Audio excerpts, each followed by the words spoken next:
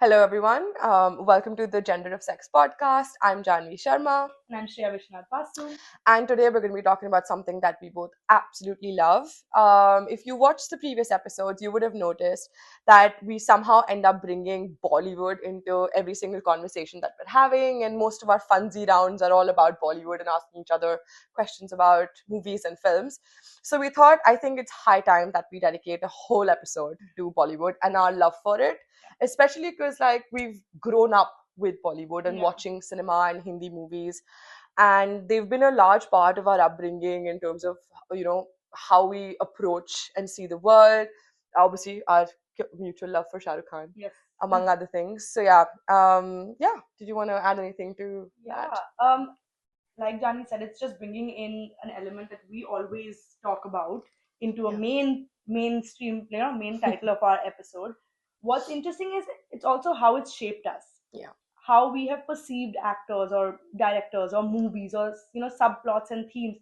And what we have decided to do is to take two movies uh, by one particular director who we really like. Love. Not to say it's the only director we love, No. but it's Karan Johar's movies, one of his earlier ones versus one of his latest ones, to see how that is first affected us. How do we see things within it, and how has his depiction of stereotypes also changed over time? Because all his movies do, not all, a lot of his movies do very well, right? And they're big productions and they show everything to be more grandeur than our everyday life is. Yeah, and maybe not Sanjay Pansali level grandeur, but there, just about. In one of the movies we're going to talk about, he did take inspiration for one song. He did. But want to give one small caveat in the beginning: is this is not a movie review. No. We are not. Our opinions are not about the movie that we're going to be sharing. It's about how we see, the depiction of that in our lives. Yeah.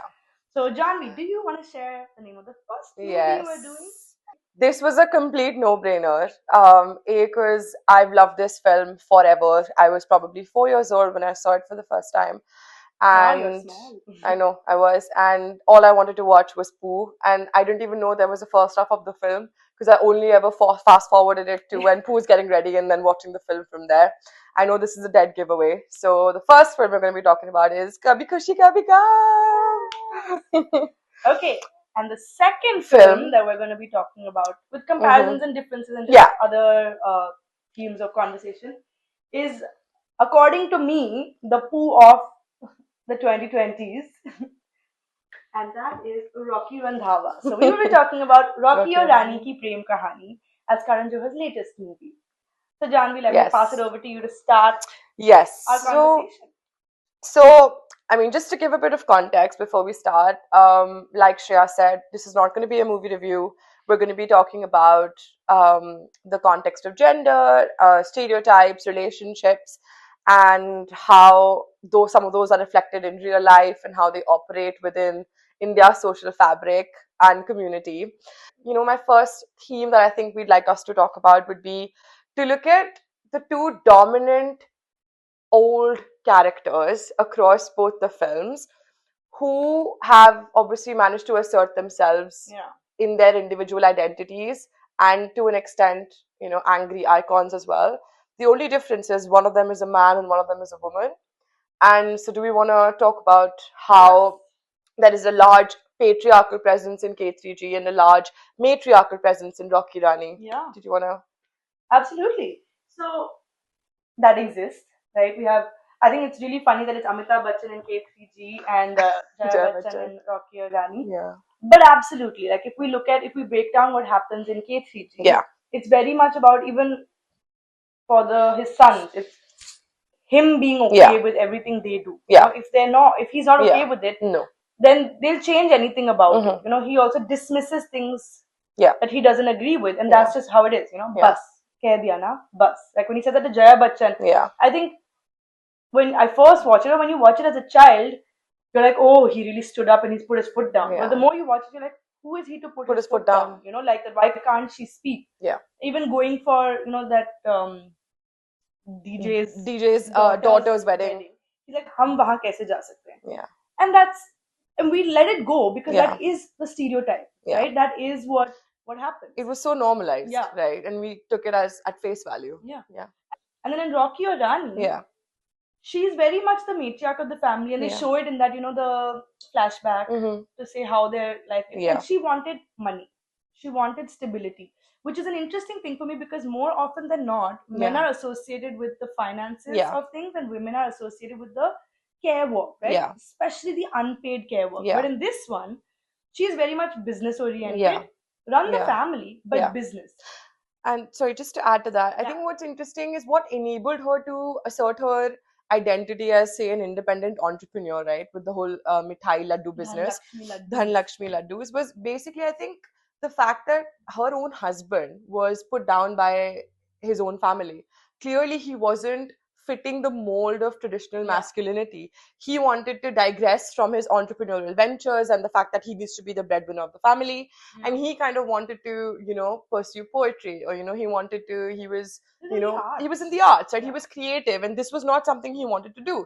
And clearly, right, the more he was snubbed for who he was, the more power it gave to her, right? And she obviously had to take over things and fit into the role of a man traditionally, right? So, which I think is quite. Her mother-in-law was the matriarch of the house. So they do show that passed, down. But one of the interesting things I noticed, and I don't know if this was done on purpose or not, but when she is, in the introduction part, when she's like tasting the laddu, and all the people working for her come, they're all men. They don't show any of the people working for her being women. And again, that's an interesting way to look at it, because then you're looking at the orders or the power dynamic and the power starting point being from the woman. And she's not sharing any power. She has power over everything. Little bit of power she gives to her son.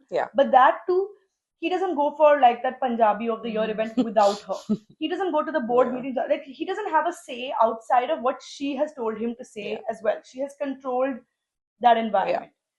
What do you think about this patriarchal matriarchal thing? And let me add a little element of question into that. Yes, please. Which is, do you think, I mean, for the sake of conversation, do you think one is better than the other for the members of the family? See, I think any one person being in a position of authority and having the ability to make decisions on behalf of every single person's over and above their own choices and what they want is incorrect, and I don't agree with it. I think some people would say that, matriarchy as a concept is sort of, a big feminist blow to, patriarchy and how it's existed historically. But any sort of absolute control and power that curbs anyone else's freedom to be who they are is incorrect. Doesn't matter whether it manifests through masculinity or through femininity. And I think it's quite, like we discussed, it's quite funny that Jaya Bachchan, who's Amitabh Bachchan's wife, is the matriarch in Rocky Rani. And I think what's interesting is, I think I agree that, there's obviously there's a different way to promoting matriarchy and patriarchy and dominance. But obviously they stem from a similar thought. Like in K3G, like you said, when Amitabh Bachchan said, "Keh diya na, bas keh diya," so he obviously assumed that his decision is the be all end all of everything, whether it's the men in the family or the women in the family or older people. Even his own mum is sitting right there, and that's the way he speaks to his wife.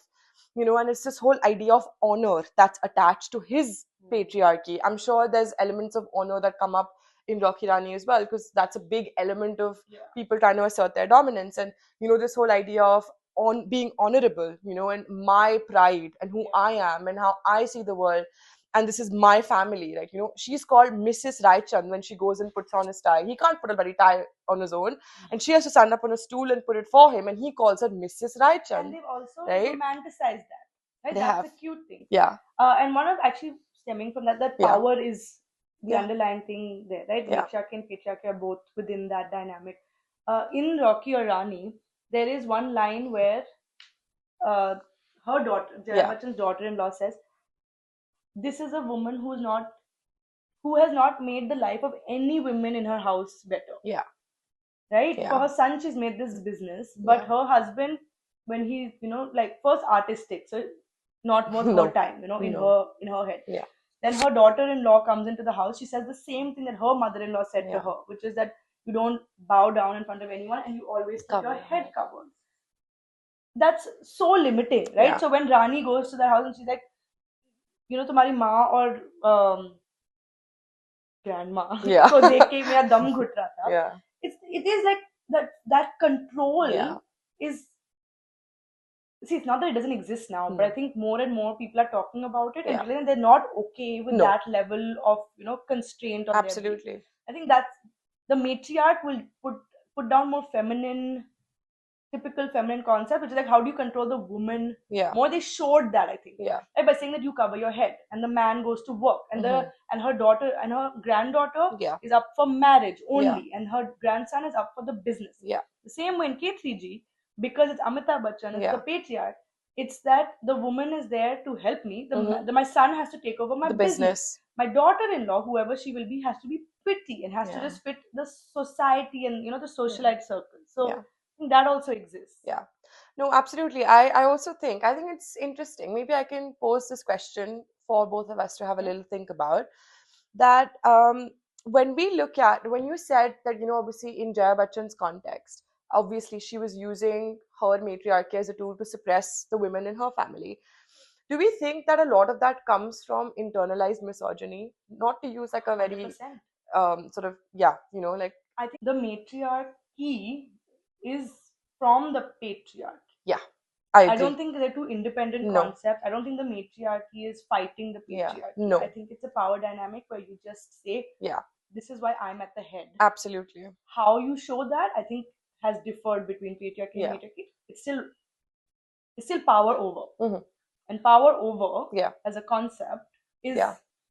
always at the cost of somebody Else. Yeah. What do you Absolutely. think about that? 100%. I think I'm not saying that, socialization did not contribute to Yashvardhan Raichand being the way he was. It definitely did. Because clearly, his parents, he saw them having a certain relationship, right? When there is a scene in which Rahul is about to take over the company, Shah Rukh Khan, and they're standing in his office and toasting to the new venture. And he's got a massive portrait of his father, Rahul's grandfather, in the office. And he says, "Oh, look at him! Look at this man! He's such the way he's standing. I can't even stand like him. And he pretends to stand like that." So it's all about asserting and carrying forward that patriarchy in his context. And this is what obviously he's also been socialized to believe, that his father is the breadwinner, he made the empire, he did everything else. But and he has to pass it on to his son. And it would have been a whole different ballgame if he had a daughter. We don't know what would have happened, right? Maybe it would have changed, maybe it wouldn't have changed. And he had two sons. And he did, two sons, yeah. And like similarly, like I think in Jaya Bachchan's context, she obviously internalized the way her mom was, her grandmom was, and how that's the exact way that she's supposed to behave with her daughter-in-law and her granddaughter and her daughter. So I think socialization and internalization are two different things, and I think that's where there's a bit of a difference in how patriarchy and matriarchy have operated. 100%. Okay, so now I'm going to move on to another question. Yes. Which is about the iconic poo. And I think we've discussed this a little bit off camera and on all of the episodes before today's as well. But what do you think poo was to women at that time? How was it like that for you? How do you think it shaped people, generations, women, everything? And I will just give a little precursor to this, which is why I think it's changed so much. Is when my cousin, who's 12, my cousin sister, who's 12 years younger than me, watched this movie for the first time. I told her that there's a lot of stuff in this movie that might not be politically correct, right? But we love it because it shaped us. And I think poo was a big part of that. So 100%. I want to leave with you that thought and hear all of yours. I think it's the fact that I loved her and I still love her is an understatement, because she was just, I thought Kareena Kapoor was poo. And I think a lot of people associate that, with her till now. It's one of the most iconic characters to be played in Bollywood. I think so. And I think a lot of girls from our generation really sort of, in a way, even though at that point we probably weren't old enough to understand, like, she's a young girl in her 20s, but it was a breakout period for all of us, I think. And I think one of the biggest reasons why she was able to do that was because she was so unapologetically herself. She did not care. She wore whatever the hell she wanted to wear. She went out, she made friends. And, it was obviously the element of wearing fashionable clothing, having a massive also. Western, absolutely. Like I think it was that's interesting because she goes from living in Chandni Chowk and wearing salwar kameez and obviously being a simple traditional Indian girl to obviously like coming out of her shell as a young adult, and obviously clearly like wearing clothes that are traditionally untraditional, short skirts and crop tops that are considered to be more westernized, I guess. And I think putting that on screen was a big game changer because she kind of just came out of her shell. And she enabled other people. I can't even imagine being in my 20s at that time and how revolutionary that would have been. But I was a 4-year-old when the first time I saw her, and I wanted to be her. I wanted the magazines, I wanted the makeup, I wanted the closet, I wanted everything. The colors, and every single outfit in Deewana Hai Dekho is amazing. I love it. The yellow, the choker and the sunglasses. And the tags and the whole the thing. attitude, the confidence. Yeah. I think it was, I don't want to call her a feminist icon because I don't think she was honestly, you know what? Yeah, let me do it. Let me call her one because I don't want to narrow the definition of what it means to be feminist and what it means to, bring about a certain change for other girls who are watching you as kids. I think, yeah, she put it out there that, be yourself, be unapologetically who you are. Talk about what you want, right? Don't take no for an answer, in capacity. And always, yes, I guess in a way that, she also felt conflicted to balance her identity as an Indian woman as well as being in a place like London, which obviously offered her the freedom to be who she is. And now that you and I have lived here, I think that's something we can relate to. Not to say that, India does not offer us freedoms. Of course it does, but it's a different kind of freedom that you experience here. And I think that's the similar kind of experience that she, experienced here. She was freer as a person. And yeah, I think the fact that she was so bubbly, she did what she wanted to do, but also exercised empathy and love, was like the perfect balance at that time. And I still think she's one of the most iconic actors and characters that Bebo has played. And yeah, I think it's always going to be one of my favorite roles that she's played. Yeah. So you mentioned in the beginning of the episode that you think Rocky Randhawa is the Pooh of the, let's just say, the 2020s. Yes. Any thoughts on that? 100%. And I think because now you've explained who Pooh is and who she was to so many women and will continue to be, I can tell you why I think Rocky Randhawa is that. One is that he's confident. Yeah. Okay. Absolutely. Imperfect from like an educated, classist, English speaking point of view. So he had to really be iconic to be accepted by the audience. I'm not saying in the movie. No. But, and I'll tell you why I think it really did take off. This is, if you live in Delhi, you know that we judge. Gurgaon, South Delhi is always judging. Gurgaon, South Delhi versus North Delhi versus West Delhi. We have a lot of perceptions. They're not correct. We just have, everyone has perception of different parts of Delhi because it's very like, there's so many people that the communities, you know, all have their own habits. In what Jhumka, the song, Rocky Randhawa is Ranveer Singh is wearing that denim with orange stars, top to bottom, like matching set, right? I'm not going to comment on what I think about it personally, but it's flamboyant, it's confident, it's very out there. I went in Gurgaon. This is the West Delhi boy he's playing, right? I went in Gurgaon, which is anyway for a passport renewal, okay? And there was a guy standing there in the exact same outfit. Wow. Oh my god. Okay. That's wild. Yeah, and that's something people did with Pooh's outfit. There've been many since also, but it was one of the big things that happened with her, right? Yeah. Not in India, but women who travel outside to London or US will carry some outfit that have the skirt or not. And if you have like costume parties, you want to all dress up like Pooh. People do that for Rocky. Yeah. I think that's iconic. I think he's also he got to be someone unapologetically. Yeah, he did. Right? He's like, मैं low cut पहनता हूँ. Now time for protein shake.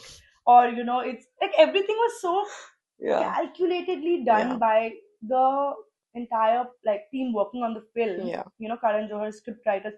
It was done so well that I went to watch that movie for Alia Bhatt. Okay. Disclaimer: I'm a big Alia Bhatt fan. Have seen all of her movies except for Sadak 2. Have seen them all. Okay. Love her. I think she's a fabulous actor. So when Karan Johar came back, after 7 years of not directing a movie, and he was now finally directing a movie, I was like, listen, it's gonna be over the top dharma, but I just want to watch it because it's Absolutely. his, and I want to watch a it no-brainer. I know Alia Bhatt will be amazing. I went there, watched the movie, left being in love with Ranveer Singh's character, his acting, his everything. It was too good. Yeah, it was And amazing. For the people who watched it in India, you missed out of watching it in the UK, because they give you the subtitles in UK theater. And it's Bold Monk. It's not Old Monk. Simran Pop. Simran Pop. It says Simran Pop. They write it the same way he says it. Like he speaks the word, and his character. Like I remember his line, like the same way. Okay, if I ask you right now, tell me a dialogue who says. I'm looking fat, P-H-A-T, pretty hot and tempting. If you ask me about Rocky, tell me a dialogue that he says. Okay, Rani, come, let us do back party join. You takard? Yeah. I'm also takard. Or how would you like your whiskey? Pathro pe, on the rocks. So iconic lines, iconic delivery, the confidence. I would say that's why I think he's the poo of this generation. Yeah. But I do want to say, no credit should be given to me for that. It's on my mother, because she actually said it to me. Because the way I was watching Rocky or Rani, she's like, "This is how I used to see you watch K3G this many times in like a week." Yeah. Because like my brother hadn't seen it, so I'm like, "I'll watch it with you." Somebody else hadn't seen it, I'm like, "I'll watch it with you." I want to watch it on my own. It's timeless, and it influences you. Yeah. What you do with that influence is up to you. Yeah. But it influences you. Yeah. And so I think that was. Can I ask a question? Okay. Actually, two, right? One is that did you cry when Rocky was wearing that neon green kurta set after the Kathak performance of Alia's dad? Second, is when you saw the trailer, right, of Rocky Rani, and when you went to see it in the theaters, you obviously have said to me that you went for Alia, not for Ranveer. But did you expect to love Ranveer Singh playing said character, or did you go in with biases that he would only fit a certain stereotype that we thought of someone from West Delhi would fit into? And I'd be like, yeah, whatever, it's just a character, whatever. Did you expect to fall in love with him the way you did? Because I didn't, and I was head over heels for Rocky. Okay, so what the first question was about the speech, right? I think that speech is so necessary. Yeah. It was so important. And somebody who's, let's say, studied gender as much as we have, potentially can say it's a very basic speech. That much people should understand. We are not the audience for it. The audience is the people who thought that was correct. Not because they are uneducated or unaware, it's because that's not their reality. Right? So he says, I don't know what to call certain people. It's just always been what someone has said around me. How should I know that I'm wrong? Golu ko Golu nahi bolu to kya bolu? He doesn't know why he's wrong. Dadi ne bola hai, chai peene se kale ho jate hain. That his grandmother said that if you drink tea, you will become darker. And there's a big industry lobbying for fairness, right, in India, and racism. So that exists. And when he gives that speech, the first time I definitely cried. I cried every time. Yeah. But I think when I cry is when the Alia Bhatt's father gets up. Yeah. And he says, Rocky, jhappi nahi doge? Hug, cuddle, And it's them coming around to being called out. Yeah. Because I think there's a belief that if you know English well, you are actually better. Yeah. We also stand, and that's coming into the next question that you asked. Yes, I did think I would find. That's why I wasn't going for Rocky. Yeah. I did think I would find him annoying. No, absolutely. But they have shown that English is not everything. No. And we've thought it forever because I mean, we can go into the history of colonization. Yeah. We won't, but it's so deep rooted that you don't even. I have been asked here, by the way. Oh yeah. Like London, all the time. Like, English so English. Well. I know. It's my first language. Yeah.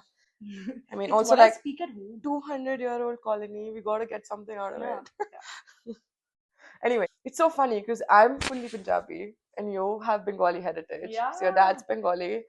Have you seen or experienced like this stereotype or like, from other people expecting you to sort of be a fan of Satyajit Ray and, only watch artistic films and you recite Tagore at the tip of your fingers and, essentially only speak in English and, not know Hindi very well. Obviously, I'm not taking into account the fact that you've grown up in Gurgaon, because obviously you will know Hindi, but just as a context of being Bengali. Not really. Okay, that's good. Not really, because I think I wasn't surrounded. Yeah. Like the Bengali part of my family wasn't around me as much. Yeah.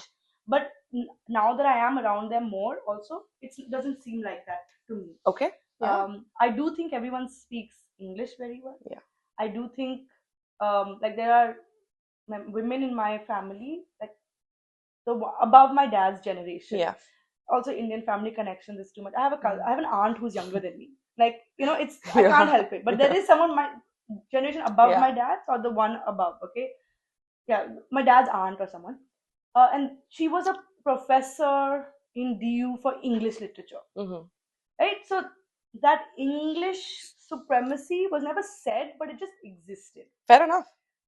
What part of you being Punjabi do you think was correctly portrayed in Rocky or Rani? What was overdone and what was not correct? See, I think obviously Punjabis are very dramatic, so they hit the drama with the nail. They hit the nail on the head with the drama. That was pretty accurate. I do think that having, obviously, like, I didn't grow up in that household. Yeah. I do think that the expectation to have your head covered, I'm not sure if it's traditionally Punjabi, because obviously in India's history you see a lot of communities expecting to cover, expecting women to cover their heads with Rajputs, etc. Like North Indian history, and so I think that is something that I have not seen around me at all. Obviously, unless you go to a gurudwara, everyone covers their heads, right? That's a whole other ball game. Or like if you're having a puja, that's a different kind of a situation. But I think that was a bit too much in terms of, I couldn't relate to it. But again, like, my bias comes from having grown up. I don't want to sound terrible, but obviously, like, I didn't grow up in a certain part of Delhi. I didn't grow up in Punjab in the first place. Also, I was, pretty, like I went. Could be wrong. Yeah. But so I think take it from something. Yeah. So I think that was pretty. Yeah. Okay. Should we move on to our? Because I know you have one more theme. Yes, I do have one more theme. Discussions. Yes. So do you want to move on to that? Absolutely. Yes. So now that we're on our last theme, I want to make it a bit funsy. Let's go. Right.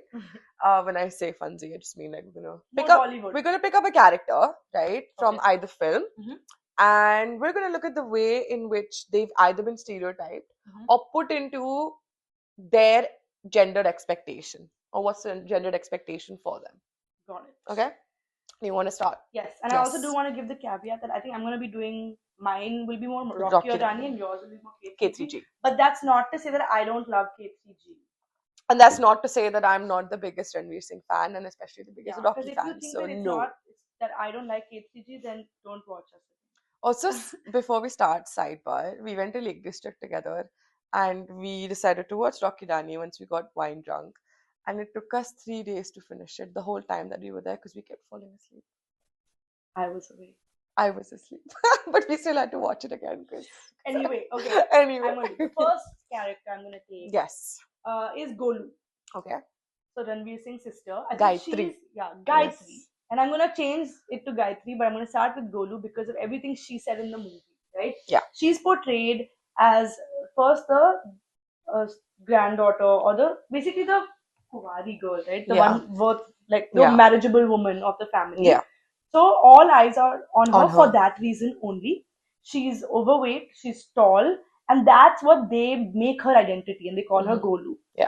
When she finally, after singing the song to Rana ji, Gupchup, Gupchup, Gupchup, after that whole thing, when they're all, yelling at her saying, you're not worth anything, and she says, I'm more than my weight. Yeah. My English is all over the place because you broke my confidence so much just because I gained some weight. My own family could not see past that. How will anybody else? How will I? And then she finally stands up for herself and says, I'm not getting married. No. And especially looking at the way all the marriages in this house have been, how can you think I would want that for myself? So I think my first stereotype breaking. Like stereotype existed, but she broke it. Yeah. Gayatri. Yeah. Gayatri Randhawa. On to you. Yes. So for me, I'll be talking about one character, but it requires talking about another character to understand the stereotyping. And so Rahul, right, Shah Rukh Khan and K3G, he is very Rama-esque from the Ramayana, very beautiful. Yes, very like beautiful. I need to do this, this is what my father said, even though XYZ. So when Yashvardhan Raichandran Amitabh Bachchan decides that, he's very unhappy with his choice of partner, which is Kajol, and he wants him to marry Rani Mukherjee, who plays Naina. Rahul, sits down, touches his father's feet, cries and says, I am your son. I love you. My priority is to adhere to what you have to say to me. I will say no to my love. I will sacrifice my love. Just want to add for anybody who hasn't seen the movie. The only other time that Shah Rukh Khan cried like this to Amitabh Bachchan was when he got to know he was actually adopted. Back to you. Yes. So, and then he decides that, and he goes to Kajol, who lives in a different part of the city, and he's decided to tell her that I'm sorry, I can't disobey my father. I love you, but it's not going to happen. And he goes there, and Kajol's father has just died, and it's his funeral. And then and there, he decides to put his hand on her head, and he says, now I'm going to marry you, despite coming in with a whole other agenda. I think, yes, he got overwhelmed by love. He loved her. He wanted to be with her. But be there with her through her pain. But what sort of came out to me or jumped out to me in that scene is that in his head, what he believed was that she was a woman with a younger sister living alone without a mother whose father had just died, and that she needed the support of another man. That was his decision maker. Something that even made him want to go against his father's wishes. And I think that comes from internalizing the whole idea that a woman always needs a man. Whether it's a father or a brother or a husband, she will not be able to survive or go through life on her own. And that scene is what it projected to me. I understand it was out of love, it was out of the fact that she was on her own, he wanted to be there for her. But he didn't have to put his hand on her head and be like, what, I'm going to marry you right now. This is what is enough for me to go against my father. The fact that you've just lost your dad, not the fact that I love you despite you being full-fledged in your life and having every single family member around you and the support, which is what was the problem for me. And that obviously stereotypes women to be a certain way, that they are obviously this whole damsel in distress context, this whole abla nari context, that they always need someone to support them and a man to live with them and for them to be able to live their life. And I don't think that's true. Yeah, sorry, I got a bit that driven. Was and 100% correct. Yeah. So who is your next character? Okay, so the next character that I'm going to take on is actually Rani. Yes. And not to say it's all not just a stereotype, but just to discuss the character a little bit. She's also in the title, and she's who I went to see the movie because of her. And the fact that she wears sarees. So she's this very accomplished young woman who has gone to LSR and then to I think Columbia. Right? She's come back. She's a journalist. She's very well read. She's very up to date with being politically correct.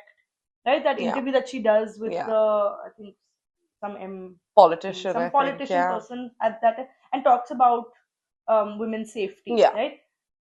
And she does this whole thing, so she's very Western in that way. But then her attire is all Indian. Apart from the fact that when she's very cold in Kashmir and she wears a jacket, everywhere else she's wearing a sari. And I know Karan Johar has basically said in an interview, why not? Like, why can't I display the sari on a modern woman? And I agree, but I think there was something to it. The fact that she was wearing these saris, and then they were also not the traditional blouses that we see. They're not like heavy silk saris or like everyday cotton saris, right? They are chiffony. They are very Switzerland where you have to roam around in this type of thing if you're a Bollywood actor. Bright. So I think that also put a little bit of like in an interesting dimension in my mind. Yeah. Because Rocky took the light on all the clothes he wants to wear, and she sort of dressed in a very traditional sari way. Standardized. Yeah. Yeah. I think that's the juxtaposition to stay. Yeah. So, like to say that her attire was a certain way, Yeah. while her demeanor, her personality, everything else Yeah. was very much another way. Like the way when she talks to Rocky, and he's trying to propose to her, and she says, "हम जानते क्या हैं एक दूसरे के बारे Yeah. में? What are your political views, your social views, right? Yeah. All of these things." And he goes, "Have you ever asked me?" Yeah. So she sits on that high horse, but I think the sari makes the Yeah. audience ground it a little bit more. Yeah. Than it should have been, because Mhm. she was mean to him. Yeah. Also. But can I just quickly, Yes. not on a total tangent, do you think there is a whole sort of, I know you said juxtaposition of her identity as a modern woman with someone who's wearing traditionally Indian clothing? Do you think Karan Johar tried to show us that a certain kind of woman that could step out and transgress the boundaries that were set for her, Mhm. but at the same time, she was also close to what tied her to her Indianness, Yeah. that kind of also drove from, I don't know, patriarchal expectation of women to always be wearing certain kind of clothing. Okay, see, let me be clear. My dream is to be the kind of person who can wear sari to office every Yeah. day, or at least once a week. Okay, and have a fun display. When we're recording know. this episode, I'm 2 weeks from moving back to India. You'll be watching it once I've moved back. But that's the plan. So I will be working in India, and I'm hoping to be able to wear a sari. Yeah. We're wearing it now. Now. Okay, we're wearing saris. I love the sari. So I do think I. it's amazing. For me, I also loved Alia Bhatt in sari. I think just for me, the question, like why it stood with me, is because she only wore saris. Yeah. For every occasion that she Yeah. was at, which to me feels a little bit overdone. Yeah. To make a point. Yeah. It's a movie. It's a Karan Johar Mhm. movie. It should be. All Mhm. agree. But you asked me a question, and Yeah. I chose No, to I answer agree. it. I agree. this way. I think we need to now stop disassociating modernity with clothing in the context of who says a sari isn't as modern as a pair of shorts I and a t-shirt Yeah, or a modern is one bikini. thing, but also like let's say if you're working in India and you're going to go Yeah. meet a government official, Yeah. would you ever wear jeans? No, on you top? would wear a sari. Also, like for an interview, Yeah, or so like for like I a think specific event, an award function, you would always wear a sari. to say that there's also been a sari exhibition in the design museum in London. Yeah. Okay, where they talk about how the sari has evolved, and there are so many women now in India just using like wearing sari, like Yeah. wearing saris all the time. Yeah. Of course, we've associated it with the olden times, but I think more and more women are finding their own style Embracing and it. embracing Yeah. their comfort with the sari. Yeah.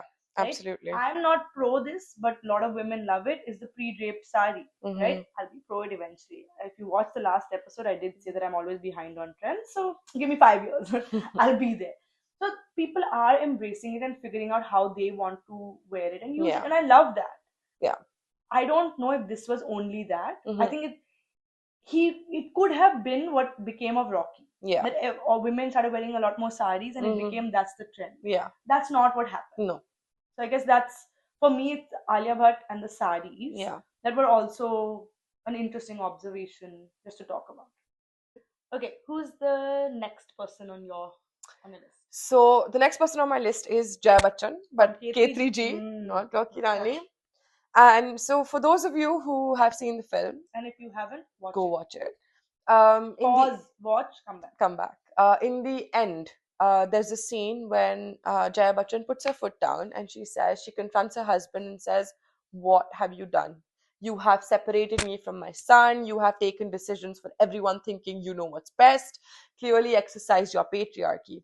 And just for context, there's this whole used to be this whole context. I'm not sure how relevant it is, and I don't want to sound ignorant. Maybe it still pretty much exists. This whole idea and narrative of women being made to believe that men or their husbands are God, are equivalent to God, which is manifested in the dialogue as well as the saying, Pati Parmeshwar hai. So she questions that with conviction and says, how can my husband be equated to God? God doesn't make mistakes. You have made mistakes. You have kept a mother away from her son. You have kept a brother away from his brother. You have broken apart this family. You have, loved your pride and who you are more so than your own children. And she asserts her identity as a woman, as a strong person, as another equal in the family, that one for the first time ever. And obviously, Amitabh Bachchan is short of words, he has nothing to say. And I think that's amazing in two ways, because A, if he's the patriarch by virtue of, just relationship, she automatically becomes a matriarch. But she never exercised her right as being someone in that position. Not that I would ever condone anyone being in any of those positions, but she asserts herself, right, as a senior member of the family, as someone who is a mum, who is an individual person in their own right, questioning his decisions as the man of the house, thinking he knows what's best for everyone else. And I think the second bit was her questioning the fact and the narrative that how can my husband be equated to God? There's this whole expectation, right, that finding the right wife is a task, but every single man, irrespective of how they are, deserve a wife. And this is what is behind the narrative of Pati Parmeshwara. It doesn't matter how your husband is always the God, which I think needs to be questioned because, as always, it's a very problematic issue because why is every wife not equated to a goddess then? I don't agree with either of those notions, but it shouldn't exist in the first place because men are people make mistakes, they are not perfect. And this whole idea that a woman should always pray to her husband in terms of being right and righteous and always saying the right thing, always being able to make decisions, it's complete BS. And I think that scene really called it out, especially for 2001 or 2000 or 2002, one of those years. And I think it's pretty amazing, and it's still stuck with me. It stereotyped her husband a certain way, it stereotyped her a certain way, and she broke both those stereotypes. So Okay, I'm gonna do one last one. yes, do one the last one each. Yes. And then this episode doesn't need funsies because the whole episode Is funsies. Right? Okay, so my last character is, this is my favorite scene from the movie, and it has nothing to do with Rocky or Rani. It's Rocky's mum, Poonam, when she finally goes to sing on stage because she's a singer who gave up that dream of hers when she got married, and she says, you know, that was my dream before. And then when Alia Bhatt asked her, but what about now? She's like, but every woman's dream is to get married, and I had I've been married into a good household. And the whole family's fighting, and she goes to turn on the TV, and her head is covered on the screen, and she starts singing. I'm not gonna sing just because we do want you to watch the next episode as well.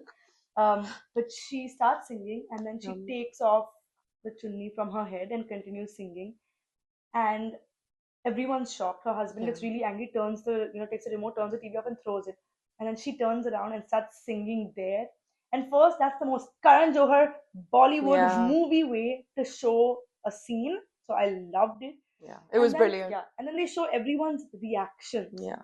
Her daughter finally being like, my mother's finally, because the mother and daughter are very close. So they keep the secrets of how they deal with the matriarch or the misogyny or whatever in their family, but they do it together. They'll eat cake at night and they'll hang out. They won't tell the rest. No. You can see her finally being like, I'm so proud that my mother's doing this. I'm glad I also stood up for myself, And then you go to Rocky's face and he's just like, shocked. My mother Shell was shocked. this entire person. I knew nothing about it. Yeah, she was just a mother to him. Because nobody ever taught me to see her as a person outside of the relation I held with her. And that's what we do to women, right? Because there's someone's mother, there's someone's daughter, there's someone's sister. What about just being an individual? What if I'm just a woman and it doesn't matter who my father is or who my brother is or if I have a partner or if I have a husband? And I know I'm putting a lot onto that scene, but for me, it like years of feeling that way and thinking all of these things and like thinking of how do you fight it as a traditional woman in that movie with no career of her own, right? With ambition crushed, with everything like she gets second hand everything. Like she gets the cold pulka. She finally did it. And there's Koi na roko dil ki You did sing. Please come back for the next episode. Yeah. I love that. It was kind of a big fu to everyone. Yeah, it was. Yeah. For me, that okay. For me, that was the best scene after everything Rocky says. Yeah. Okay, Organically. you last one, and then we have to say goodbye. I know you want to keep hearing us. We've I gone know. on many minutes. I mean, I could talk for ages. Both of us could, but we have. But anyway, so I like that you said that every single woman is most often than not associated in terms of the derivative identities as someone's daughter, someone's wife, someone's sister. Borrowing directly from that, I want to look at Kajol, right, from Kabhi Kushi Kabhi Gum, Anjali. Not that I'm saying her identity was derivative, but there's a scene in which Kareena Kapoor, who has just met Hrithik Roshan in London, he's tracked her down and he wants to reconcile the family. And he says, he asks her questions, and they're like, let's team up and get them back to India, get them to live in the same home again. And there's a dialogue that Kareena Kapoor says when they're having coffee, and she says that there's a massive photo of both Amitabh Bachchan and Jaya Bachchan from K3G in their house in London, where they have the support in theory of the parents. So Kajol was able to become a wife, but she was never actually able to become a daughter-in-law. The word she uses is suhagan. Suhagan is a word in Hindi that's often used to describe married women who fulfill a certain role in the family. I don't think that it only denotes being someone's wife. It denotes being a dutiful wife. It denotes being a dutiful daughter-in-law, and it denotes being a dutiful mother. I think all of those aspects encompass being a suhagan. It's a very dramatic word, but I think that's what Kareena Kapoor says, that she could become someone's wife, but she couldn't actually become a suhagan. She couldn't fulfill her duties of being all of those characters and all of fulfilling all of those roles. And I think despite what I said in the beginning about, obviously Kareena Kapoor exercising her modernity, coming out of her shell, being who she is as a woman, I'm not taking away from that at all. But what you can see is that she obviously had internalized ideas of what womanhood and wifehood and being someone's daughter-in-law would entail, and that would take precedence over being a woman in your own being. So clearly she is juxtaposing her modernity as a fierce, open, independent woman to what she thinks an ideal wife, an ideal mother, an ideal daughter-in-law should be like in the Indian context. Anyway, so that was my 2 cents on how this was not breaking stereotype. This was fitting into the stereotype and having that gendered expectation from another woman. So I think that was wow, that was quite an intense session. I quite enjoyed that. I hope you did too. Yes. And I hope because I think because we've spoken so much about Bollywood, it's not just to say that we love the fluff of it. It has shaped us as for the women we've become. Absolutely. And just to note, the jhumkas for what jhumka for Rocky Rani, we're really on theme. We are on to be theme. appreciated for that. But if you enjoyed this episode, please like, share, and subscribe, and we'll see you next time.